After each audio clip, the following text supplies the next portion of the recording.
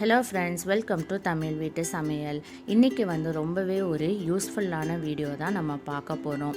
எப்படி எண்ணெய் இல்லாமல் வத்தல், வடகம், அப்பளம் இதெல்லாம் பொரிக்கலாம் அப்படிங்கிறத பார்க்கலாம். இதுக்கு ஒரு கடாயில் 2 கப் அளவுக்கு உப்பு சேர்த்துக்கோங்க. தூள் உப்பு தான் ஆட் பண்ணணும், கல் உப்பு சேர்த்துக்காதீங்க.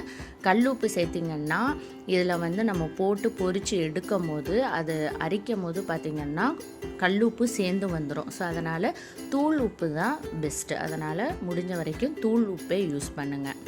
ஸோ இந்த உப்பை ஹை ஃப்ளேமில் வச்சு ஒரு 5 நிமிஷம் வரைக்கும் நல்லா சூடு பண்ணிக்கோங்க.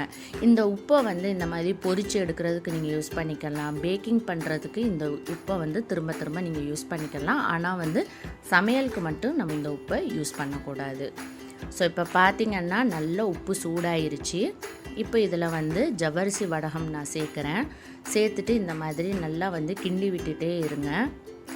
அந்த சூடான உப்பு அந்த வடகம் மேலே படும்போது பார்த்திங்கன்னா எண்ணெயில் போட்டு பொரிச்சு எடுக்கிற மாதிரியே உங்களுக்கு நல்லா உப்பிட்டு வரும் பாருங்கள்.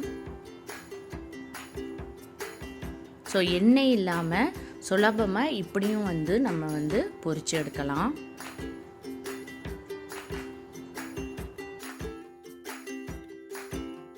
ஸோ இதுவும் பார்த்திங்கன்னா ரெடி ஆயிடுச்சு. இப்போ இதை நம்ம எடுத்துடலாம். எடுக்கிறதுக்கு இந்த மாதிரி ஜல்லடை கரண்டி வச்சுக்கோங்க. இந்த மாதிரி வச்சு எடுக்கும் போது எக்ஸ்ட்ரா உப்பு கீழே போயிட்டு உங்களுக்கு வடகம் மட்டும் வரும். இதே மாதிரி சக்கரை வடகத்தையும் போட்டு நம்ம பொரித்து எடுத்துடலாம். சக்கரை வடகம் போட்ட உடனே பார்த்திங்கன்னா 30 செகண்ட்ஸ்லேயே நல்லா பொரிஞ்சு வந்துடும். ஸோ இந்த மாதிரி பொரிக்கிறதுனால அப்பளத்தில் உப்புலாம் ஒட்டும்ல, சாப்பிடும் போது கரிக்கும்ல அப்படிலாம் கேட்பீங்க. கண்டிப்பாக இருக்கவே இருக்காது. இதில் உப்பு எதுவுமே ஒட்டாது. இப்போ இந்த சக்கரை வடகத்தில் உப்பு ஒட்டவே ஒட்டாது.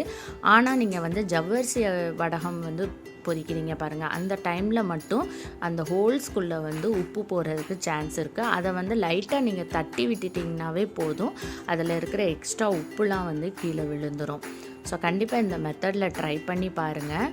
இதில் அப்பளம் பொரிக்கலாம், அதே மாதிரி வடகம், வத்தல் கூட நம்ம இதில் பொரித்து எடுக்கலாம். வத்தல் நான் இன்றைக்கி சீனி அவரைக்காய் வத்தல் நான் உங்களுக்கு பொரித்து காட்டுறேன். அதுவும் பார்த்திங்கன்னா எக்ஸாக்டாக அப்படியே எண்ணெயில் போட்டு பொரித்து எடுக்கிற மாதிரியே இருக்கும்.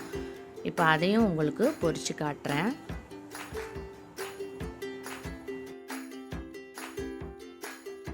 இப்போ கொஞ்சமாக சீனி அவரைக்காய் வத்தல் சேர்த்துக்கலாம். சேர்த்துட்டு இந்த மாதிரி கிண்டி விட்டுட்டே இருங்க.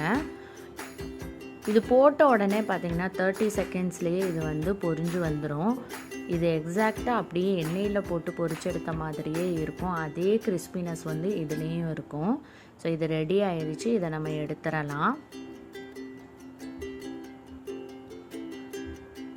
இது போட்டு நம்ம பொரித்து எடுக்கும் போது ஃப்ளேம் மீடியம் லெவல் ஹீட்டில் வச்சுக்கோங்க. ஹை ஃப்ளேமில் வச்சிடாதீங்க. ஹை ஃப்ளேமில் வச்சிங்கன்னா எல்லாமே சீக்கிரமாகவே தீஞ்சு போயிடும்.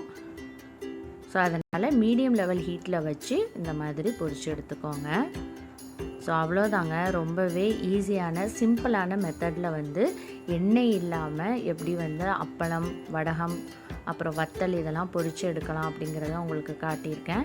கண்டிப்பாக இதே மெத்தடில் நீங்களும் செஞ்சு பார்த்துட்டு எப்படி வந்ததுன்னு மறக்காமல் கமெண்ட் பண்ணுங்கள். இந்த வீடியோ பிடிச்சிருந்துச்சுன்னா லைக் பண்ணுங்கள், ஷேர் பண்ணுங்கள், மறக்காமல் சப்ஸ்கிரைப்